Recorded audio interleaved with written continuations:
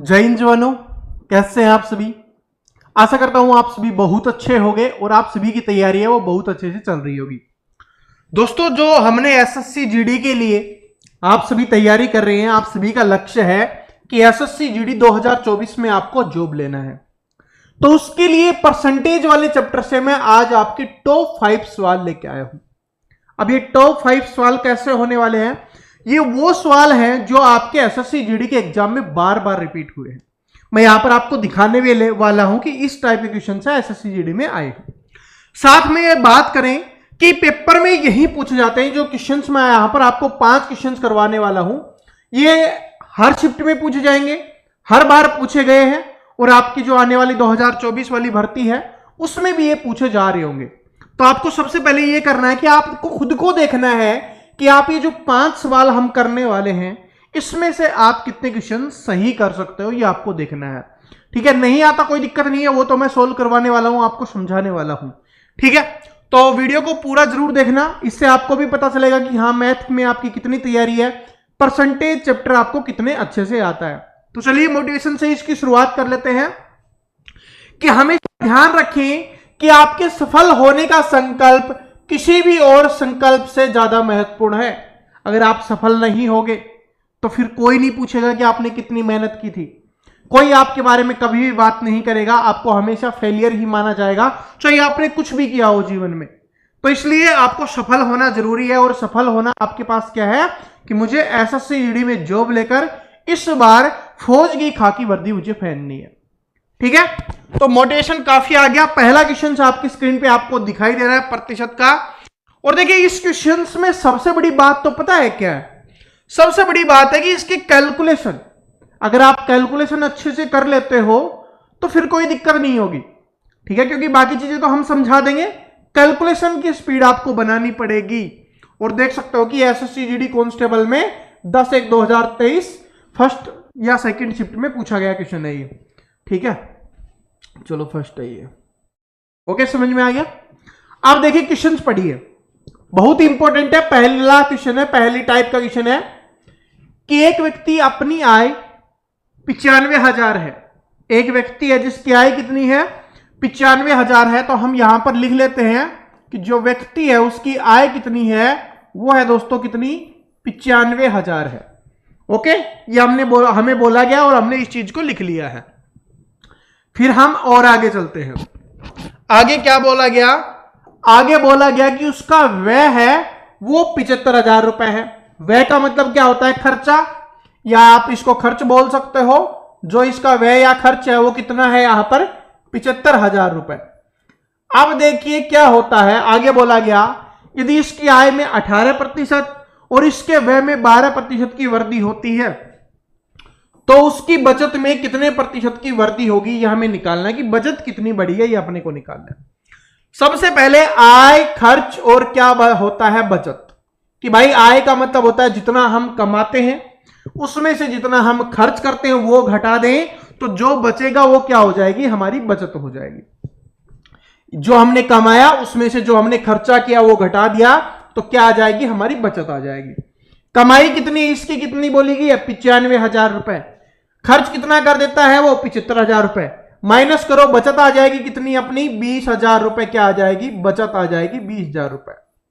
Okay, इतना सभी को समझ में आ गया। बिल्कुल ही बेसिक तरीके से समझाऊंगा, बिल्कुल ही आसान तरीके से समझाऊंगा, बस आप देखते रहना, आपको समझ में आ जाएगा। आगे क्या है, आय में 18% की वृद्धि होती है। तो चलो अब क्या करते हैं, आय में 18% की वृद्धि करते हैं। ये कितना है अपना, 95,000 है। ठीक है, कितना हो गया, 95,000 है, इसमें से 18% की वृद्धि करो। तो इसका 18% अपने को निकालना है, 18% की वृद्धि करनी है। तो कैसे करेंगे, देखिए पहले मैं लिख देता हूं फिर आपको शॉर्ट में बताता हूं सॉल्यूशन कैसे करना है, कैलकुलेशन जल्दी कैसे करनी है। भाई 95,000 है, इसका हम 18% निकालना है तो 18/100 करेंगे, 2 जीरो से 2 जीरो कट गई। अब क्या आ रहा है कि इसको और इसको हमें गुना करना है तो हमारा निकल के आ जाएगा। अब एक तरीका क्या है कि भाई 95 को 18 से गुना कर लो, जो भी आए उसके आगे जीरो लगा दो, अपना निकल जाएगा।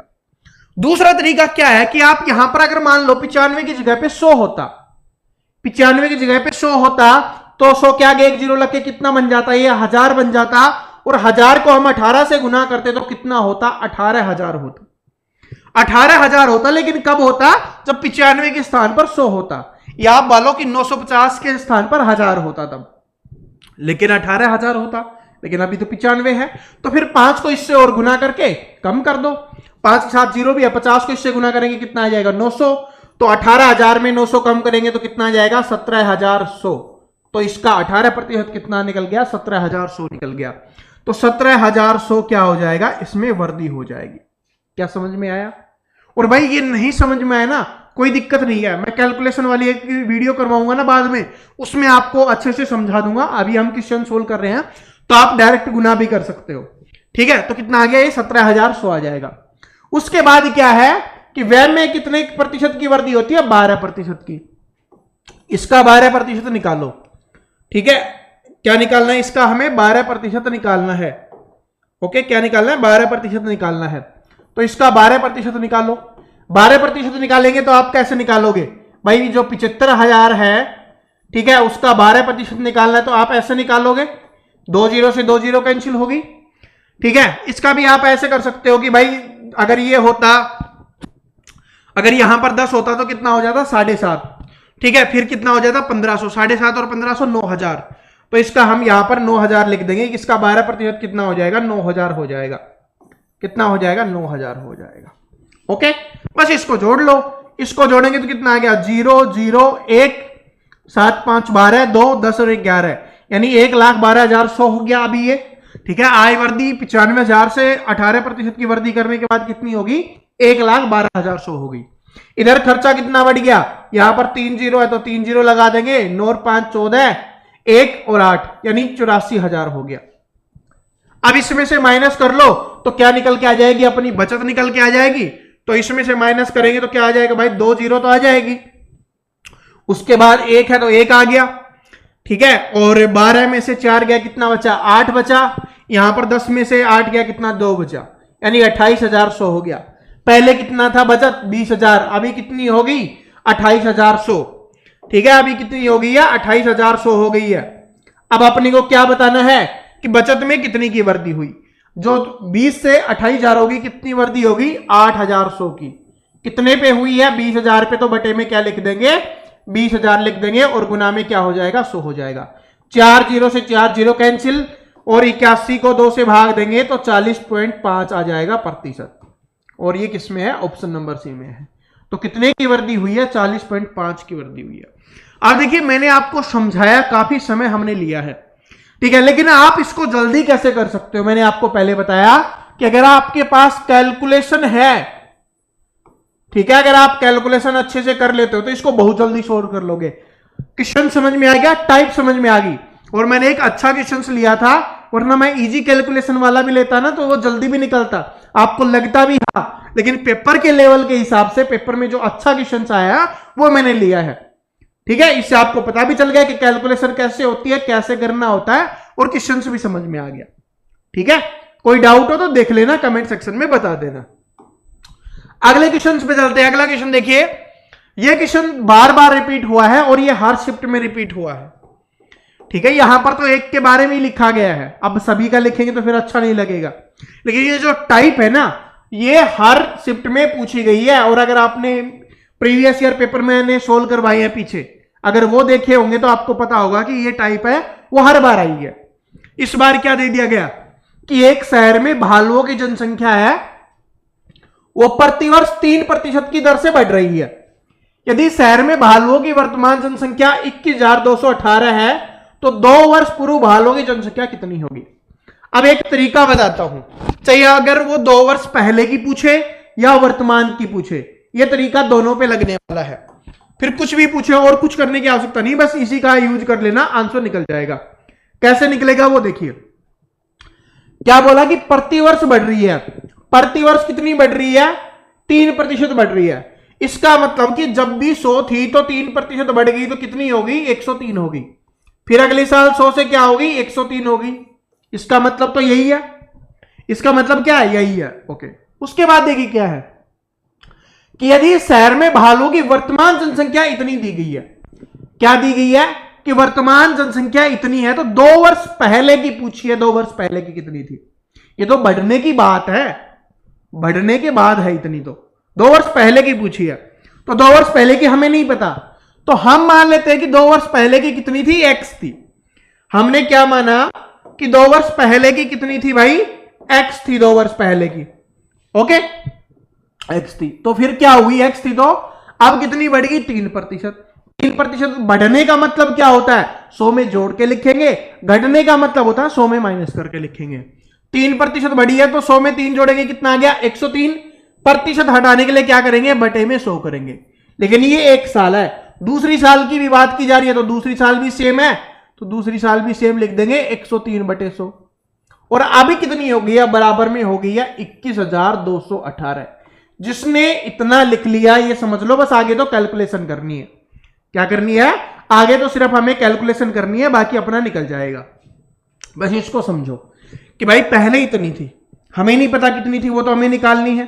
फिर 3% बढ़ी, फिर दोबारा 3% बढ़ी, और ये बढ़ने के बाद अब इतनी हो गई है।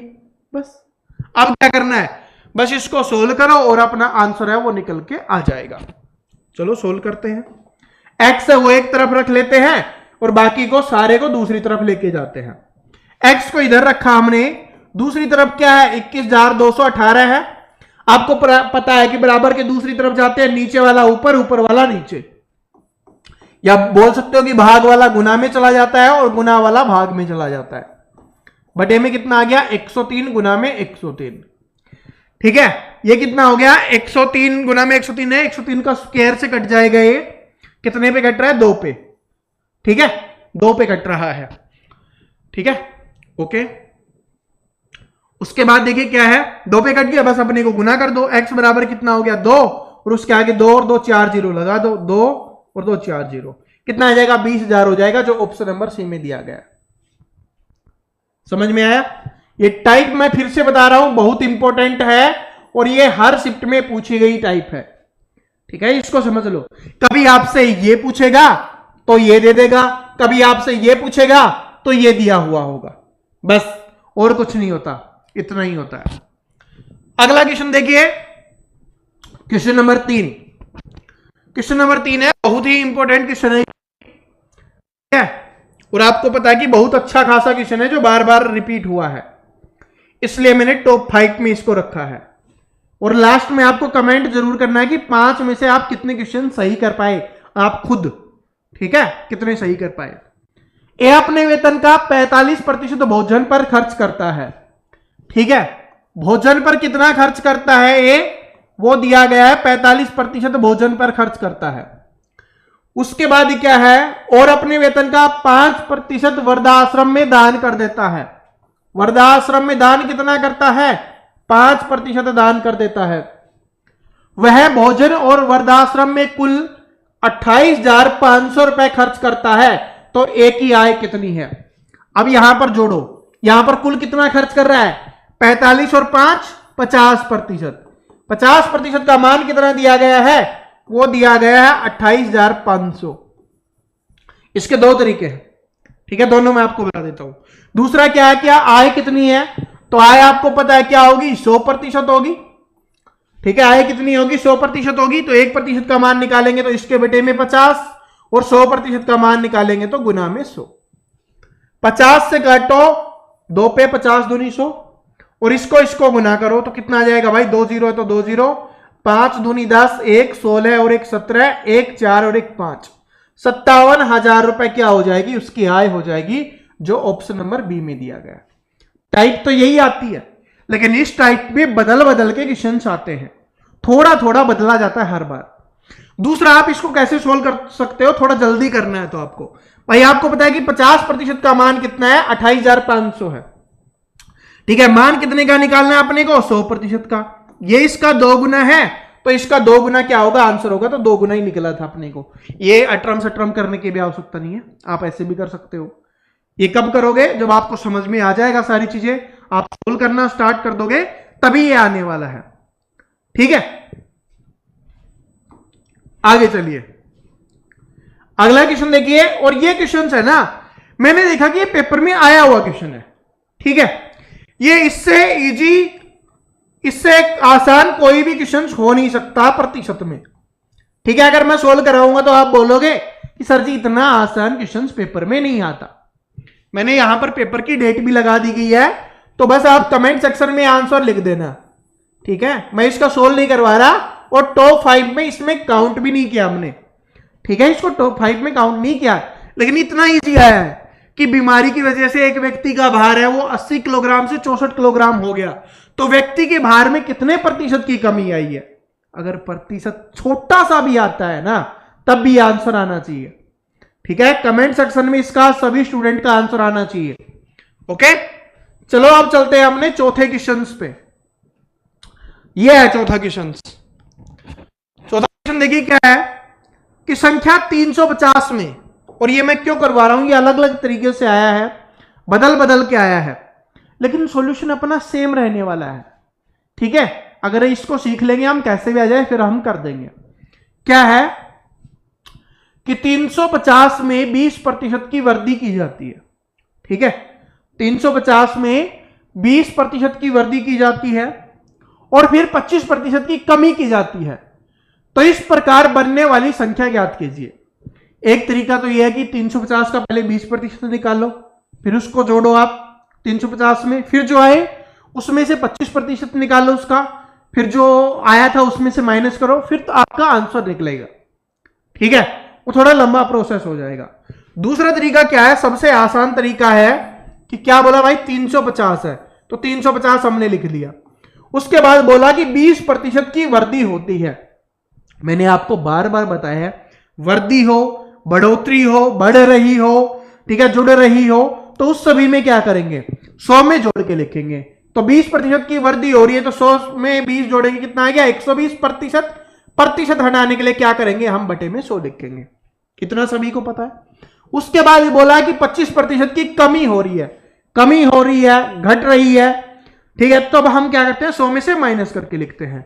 100 में से 25 माइनस करो तो कितना आ जाएगा 75%, और प्रतिशत हटाने के लिए क्या करेंगे, बटे में 100 करेंगे। काटिए, 25 75, 25 के 100, 4 से काटे 30 पे, 2 जीरो से 2 जीरो कैंसिल, नीचे कुछ नहीं बचा, ऊपर बचा 9 और 35। तो अपने को क्या करना है, 35 गुना 9 करना है, जो कितना आ जाएगा अपना 315 आ जाएगा। और ये किस में दिया गया, ऑप्शन नंबर ए में दिया गया है। क्या सभी को समझ में आ गया। ठीक है, डायरेक्ट ऐसे लिख लेना है। ठीक है, बस इस बात को याद रख लेना, वृद्धि हो रही है 100 में जोड़ के लिखेंगे, कमी हो रही है 100 में से माइनस करके लिखेंगे, बाकी कुछ भी आ जाए। ठीक है, ये अलग अलग तरीकों से पूछा गया क्वेश्चन है। ठीक है, ये अलग अलग तरीकों से पूछा गया क्वेश्चन है, लेकिन सॉल्यूशन सीख लिया हमने, फिर कैसे भी पूछ ले निकाल देंगे। आज टॉप 5 का हमारा 5वां क्वेश्चन आपकी स्क्रीन पे है। मैंने आपको जब प्रीवियस ईयर पेपर करवाया तब भी बताया था कि भाई ये चुनावों वाले क्वेश्चन है ना, वो बार बार रिपीट हुए हैं। तो देखो एक और क्वेश्चन आपके लिए लेके आ चुका हूं, चुनाव का ही है कि एक चुनाव में 2 उम्मीदवार हैं, ए और बी। कितने उम्मीदवार हैं, 2 उम्मीदवार हैं, एक है ए, एक है बी।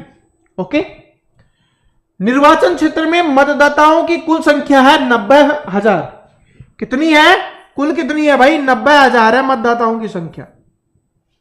लेकिन क्या हुआ कि कुल मतों का 70% ही मतदान हुआ। जो कुल मत थे उनका 70%, बाकी भाई बाहर रहते होंगे, नहीं आए देने, वैसे तो मत देना चाहिए, नहीं आए कोई दिक्कत नहीं है, तो इसका 70% निकाल दो। 70% निकालोगे तो वो कितना हो जाएगा, वो हो जाएगा भाई 63,000 हो जाएगा। समझ में आ गया कि यानी कितने मत पड़े, 63,000 मत पड़े। ओके, उसके बाद बोला कि यदि मतदान में से 60% मत ए के पक्ष में डाले गए तो बी को कितने मत मिले। अब जब ए को है वो 60% मत मिले हैं, कुल मत है 100%, उसमें से 60 इसको मिल गए, तो इसको कितने मिले, 40%।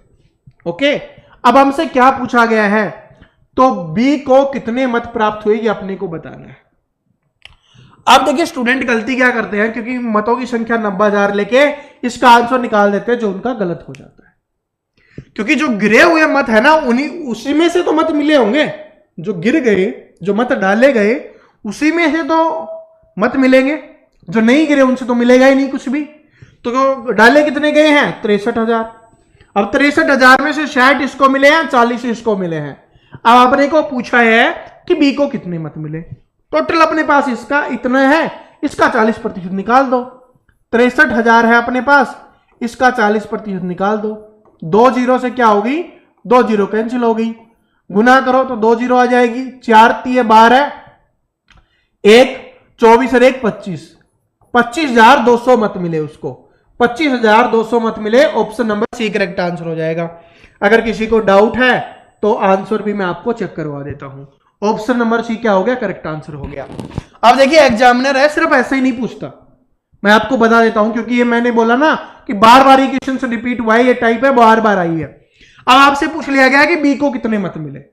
आपसे ए का भी पूछ सकता था कि ए को कितने मत मिले, तब आप क्या करते, यहां पर 60% का मान निकाल देते, वो आपका ए का निकल जाता।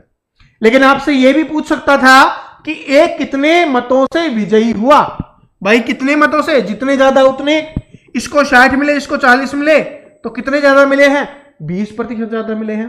तो 20% का मान निकाल देते, वो हो जाता कि उतने मतों से ये क्या हुआ, विजयी हुआ। ठीक है। या आपसे ऐसे भी पूछ सकता था कितने मत ज्यादा मिले, तब भी 20% का मान निकालते, क्योंकि 20% मत ज्यादा मिले हैं। ओके, समझ में आ गया। आपको इसका वो भी पूछ सकता है कि भाई के भिन्न के रूप में कि कितने मत मिले, कितने भाग मत मिले। कैसे लिखेगा कि कितने भाग मत मिले, ऐसे भी लिख सकता है। तो इसको 40 मिले हैं, ठीक है, बस। तो समझ में आ गया। इस तरीके से अपने को करना है। तो ये वो 5 क्वेश्चंस थे जो बार बार रिपीट हुए हैं। अगर ये वीडियो पसंद आया तो ये बाकी चीजें आप कर देना। जो भी आपका डाउट है कमेंट सेक्शन में जरूर बता देना। जो स्टूडेंट चैनल पे नया है सब्सक्राइब जरूर कर लेना भाई, और साथ में जो बेल आइकन होती है ना, इसको जरूर प्रेस कर लेना, ताकि हर वीडियो की अपडेट मिल सके। और आज इवनिंग में एक स्पेशल वीडियो आने वाला है, सिर्फ मैथ स्पेशल स्टूडेंट के लिए, ठीक है। तो आज इवनिंग में वो वीडियो आ रहा होगा, तो सभी स्टूडेंट इस वीडियो को जरूर देख लेना। मिलते हैं नेक्स्ट वीडियो में, तब तक हंसते रहिए, मुस्कुराते रहिए, पढ़ते रहिए। Thank you so much, all the best.